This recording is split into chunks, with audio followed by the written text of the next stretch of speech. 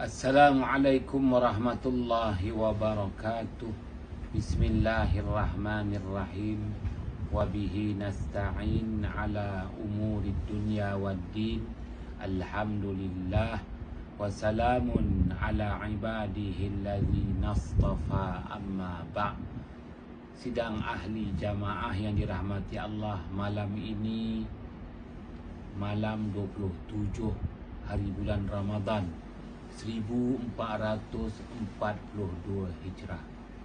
Moga-moga malam ini sebagaimana yang sering disusun jadualnya oleh ulama-ulama fiqh yang masyhur, antaranya Al-Imam Al-Ghazali, menyatakan malam gilang gemilang Lailatul Qadar. Ayat yang keempat surah Al-Qadar, ba'da a'udzu billahi minasyaitonir rajim. Tanazzalul malaikatu warruhu fiha biizni rabbihim min kulli amr. Artinya, turunlah seluruh para malaikat yang menghuni di langit, yang senantiasa patuh dan taat kepada Tuhannya Allah Subhanahu wa ta'ala di langit. Turunlah seluruh para malaikat pada malam ini dari langit ke muka bumi, diketuai oleh malaikat Jibril alaihi salam. Seluruh para malaikat turun dari langit ke muka bumi, diketuai oleh Jibril alaihissalam, turun ke muka bumi dengan izin daripada Tuhan mereka, dengan izin dari Allah Subhanahu wa ta'ala. Untuk apa turun ke bumi? Untuk min kulli amr, segala urusan kehidupan umat manusia yang akan ditempuhi setahun akan datang, ya hinggalah Ramadan tahun hadapan. Turunnya malaikat bukan tangan kosong.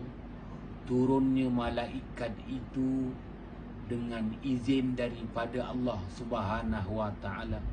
Turun ke muka bumi membawa rahmat Allah, untuk membawa rahmat Allah yang akan dikecapi oleh orang-orang yang beriman, yang menjalani hidup di muka bumi untuk setahun akan datang hinggalah Ramadan tahun hadapan.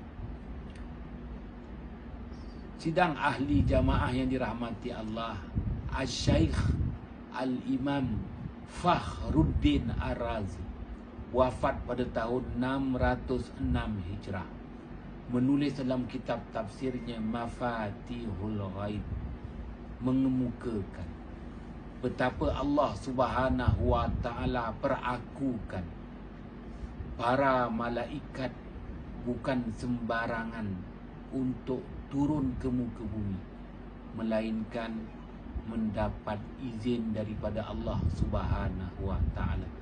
Mendapat izin daripada Allah Subhanahu wa ta'ala ini membawa erti menerima perintah daripada Allah Subhanahu wa ta'ala. Bukan suka-suka malaikat turun ke muka bumi. Malaikat hanya turun ke muka bumi apabila mendapat perintah daripada Allah Subhanahu wa ta'ala. Maka pada malam gilang gemilang Lailatul Qadar, seluruh para malaikat yang menghuni di langit menerima perintah dari Allah Subhanahu wa ta'ala, diperintahkan untuk turun ke muka bumi, dan turun ke muka bumi membawa rahmat Allah untuk diberikan kepada setiap orang yang beriman, yang mana turun dengan diketuai oleh Ar-Ruh, iaitu malaikat Jibril alaihissalam. Baginda Jibril alaihissalam menjelaskan kepada junjungan besar Nabi Muhammad sallallahu alaihi wasallam Dan Allah perakukan pada ayat 64 surah Maryam, ba'da a'udzu billahi minasyaitonir rajim, wa ma natanazzalu illa bi amri rabbik. Dan tiadalah kami, yakni barisan para malaikat, turun ke muka bumi illa, melainkan bi amri rabbik, dengan perintah daripada Tuhanmu, wahai Muhammad. Jibril alaihissalam memperakukan dan Allah minitkan pada ayat 64 surah Maryam bahawa bukan sembarangan malaikat untuk turun ke muka bumi, bukan jalan-jalan cari makan, habiskan peruntukan, tetapi malaikat turun ke muka bumi dengan perintah Allah. Apabila turun ke muka bumi dengan perintah Allah, membawa erti malaikat turun dari langit ke muka bumi membawa rahmat Allah.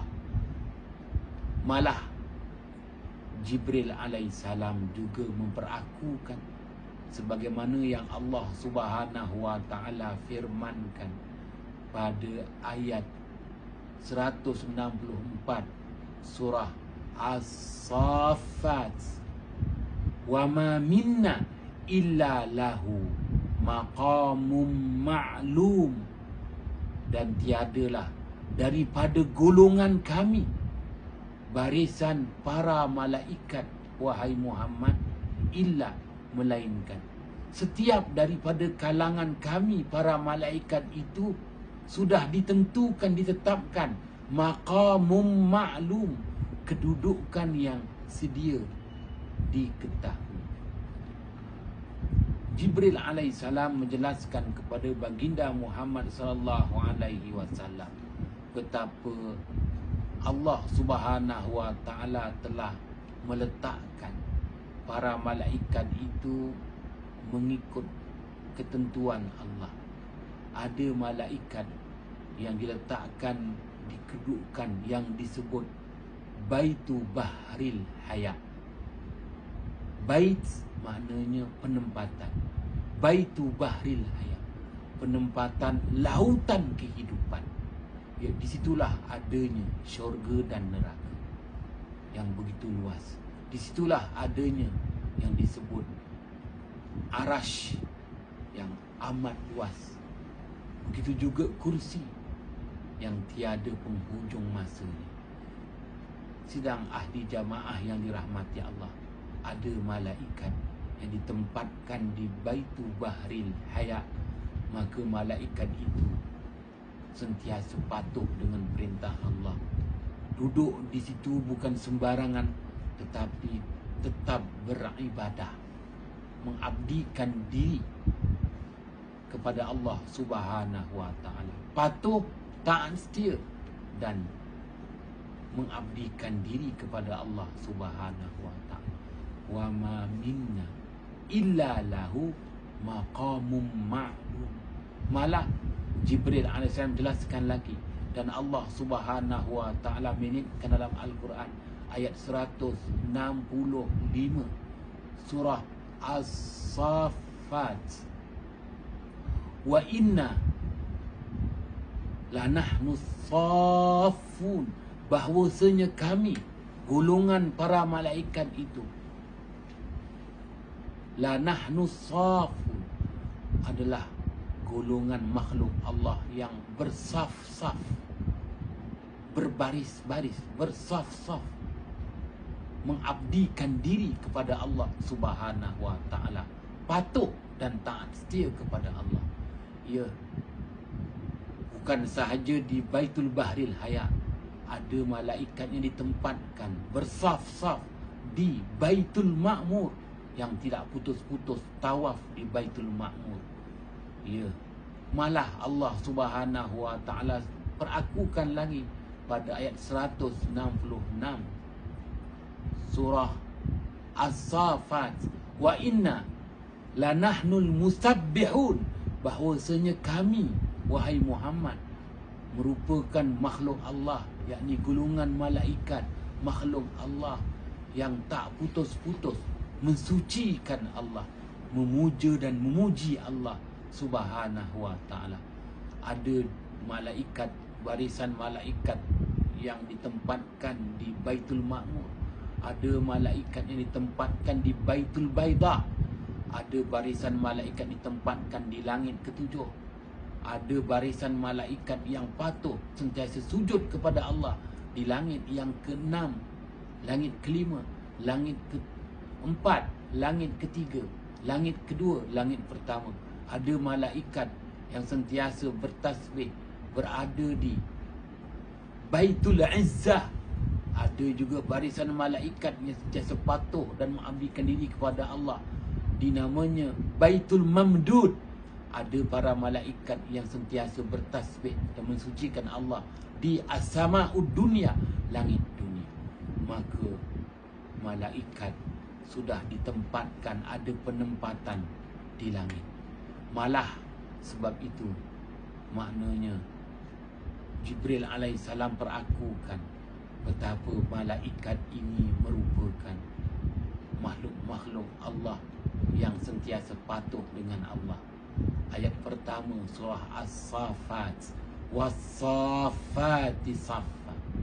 Demi barisan para malaikat yang bersaf-saf, patuh kepada Allah, taat setia kepada Allah, sentiasa mengabdikan diri kepada Allah. Fazajirati zajra. Maka barisan para malaikat itu akan menghalang apapun bentuk kejahatan, kemaksiatan yang berlaku di langit. Sebab itu kalau ada pun syaitan yang cuba mencuri maklumat di langit, sudah dilemparkan dengan syihabun saqib, dilentarkan dengan bola-bola api memusnahkan syaitan itu sendiri. Sama sekali tiada kejahatan, tiada kemaksiatan yang berlaku di langit. Kejahatan, kemaksiatan berlaku di muka bumi. Sidang hadirin yang dirahmati Allah, ya, malah dalam Al-Quran Allah Subhanahu wa taala sebut wasafati saffa, fazajirati zajra, fataliyati zikra. Ya, Jibril perakukan, Allah menitkan. Ada di kalangan malaikat itu tak putus-putus membaca ayat-ayat Allah. Fataliyati zikra, malaikat yang tak putus-putus berzikrullah. Kesemua malaikat yang dinyatakan, yang bersaf-saf, berbaris-baris, ada penempatan-penempatan di langit yang telah ditetapkan. Kesemuanya itu akan turun ke muka bumi pada malam gilang gemilang Lailatul Qadar yang diketuai oleh malaikat Jibril. Maka hargailah malam gilang gemilang Lailatul Qadar. Persoalannya, ya, ada di kalangan kita yang tak ambil peduli pun, kerana mungkin dah 5-6 kali berdoa minta kaya. Katanya malam ni Lailatul Qadar, minta kaya. Lepas tu tak kaya-kaya, makin bertambah hutang pula. Dah malaslah nak minta lagi dah. Maknanya kecewa. Ya, nak jelaskan, bukan itu sahaja. Min kulli amrin, Allah dah jelaskan dalam Al-Quran. Ya, apabila malaikat turun dari langit ke muka bumi, meninggalkan penempatan di langit yang saya sebutkan tadi berdasarkan firman Allah ayat 64 surah Maryam. Begitu juga surah As-Saffat, daripada ayat pertama, ayat kedua, ayat ketiga, ayat 164, ayat 165, ayat 166 surah As-Saffat. Itu Allah Subhanahu wa taala terangkan betapa Allah Subhanahu wa taala berbangga-bangga dengan makhluk ciptaannya, iaitu malaikat. Malaikat yang begitu taat pun, ya, kesemuanya dikerah oleh Allah Subhanahu wa taala untuk turun ke muka bumi pada malam gilang gemilang, membawa erti penghormatan Allah khas untuk kita umat Muhammad sallallahu alaihi wasallam. Penghormatan tahunan setiap kali bulan Ramadan sememangnya dijadualkan malam gilang gemilang Lailatul Qadar. Asy-Syaikh Al-Imam Fakhruddin Ar-Razi mengemukakan keterangan Sayyidina Ali radhiyallahu anhu dalam kitab tafsirnya Mafatihul Ghaib. apabila malaikat dari langit meninggalkan penempatan-penempatannya, tempat selama ini mereka itu para malaikat sentiasa patuh dan taat dan sentiasa beribadah, mereka tinggalkan penempatan, turun ke muka bumi, mereka akan menyaksikan golongan manusia yang beribadah. Selama ini mereka hanya patuh kepada Allah dan beribadah, tapi mereka diberi peluang. Sebab itu Lailatul Qadar juga dikenali dengan nama malam hari raya untuk para malaikat. Malaikat berhari raya, malaikat diperintahkan untuk turun ke muka bumi, menyaksikan amalan umat manusia yang mana Sayyidina Ali menyatakan bahawa nanti malaikat itu apabila pulang kembali ke penempatan masing-masing, malaikat akan menyebut nama insan yang dia lihat, akan menyebut nama-nama insan manusia dari kalangan umat Muhammad sallallahu alaihi wasallam yang beribadah. Ya Allah, aku melihat hamba-Mu yang bernama si Fulan bin si Fulan sedang berdoa, sedang sujud, sedang sakit, sedang kecewa, tak naik pangkat aja. Dia cerita semua. Allah Maha mengetahui. Tetapi Allah Subhanahu Wa Taala nak buktikan kepada para malaikat betapa Allah Maha Kaya. Allah Maha Kaya. Allah akan beri apa sahaja yang dipohon diminta oleh hamba-hambanya mengikut ketentuan Allah Subhanahu Wa Taala. Maka Sayyidina Ali menyatakan pada malam itu ada 3 perkara penting yang malaikat pohon kepada Allah. Yang pertama, al-istilam. Istilam, mohon keselamatan untuk manusia yang diziarahi. Yang kedua, al-istighfar, mohon pengampunan manusia yang diziarahi. Dan yang ketiga, mohon syafaat manusia yang diziarahi. Maka nampaknya di sini malaikat taklah mohon supaya kita ni kaya raya yang kita harapkan. Tapi malaikat apabila dia datang, dia tengok kita kat dunia ni tengah sembahyang, tengah berdoa, sedang beribadah ataupun sedang berehat seketika pada malam ini, nanti malaikat balik semula ke penempatannya dan mohon kepada Allah, ya Allah, berikanlah keselamatan kepada hamba-Mu. Aku lihat dia sedang bersembahyang, aku lihat dia sedang beribadah. Sebagaimana aku beribadah, dia pun beribadah juga rupanya. Nanti malaikat akan mengadu hal. Ya, mohonkan ya Allah keselamatan, ya Allah berikanlah pengampunan kepada hamba-Mu ini. Aku lihat dia sedang duduk-duduk aja, tak nak buat apa, duduk aja. Maka berikanlah pengampunan kepada hamba-Mu ini. Malaikat mohon lagi, ya Allah berikanlah syafaat kepadanya untuk kesejahteraan di akhirat kelak. Dan apa yang dipohonkan nanti malaikat akan sebut semula, hamba-Mu berhajat begini, begini, begini, begitu, begitu. Maka Allah Subhanahu Wa Taala berbangga-bangga. Annallaha Taala yubahi bihimul malaika. Rasulullah mengakui bahawa Allah Taala berbangga-bangga bersama dengan para malaikat. Berbangga-bangga melihat betapa maknanya hamba-hambanya yang berpuasa di siang hari dan di malam-malam Ramadan, apatah lagi malam Lailatul Qadar gilang gemilang, hamba-hambanya tetap merayu kepada Allah Subhanahu Wa Taala, maka sudah pasti mendapat keselamatan, sudah pasti mendapat pengampunan, sudah pasti mendapat syafaat nanti untuk kehidupan yang kekal abadi di akhirat sana. Hadirin hadirat sidang penonton yang dirahmati Allah, maka malam Lailatul Qadar merupakan hari raya untuk para malaikat. Allah berbangga-bangga, malaikat juga berbangga-bangga. Maka mungkin kita bertanya, yalah kalau malam ni berdoa tak kaya-kaya macam itu je pun, ramai juga yang mengatakan menaruh harapan sangat nak kaya-kaya. Yang jelas kita pada malam ini mendapat rahman Allah, dan pada malam gilang gemil Lailatul Qadar itu dikenali oleh para malaikat. Malaikat kenal si fulan, si fulan.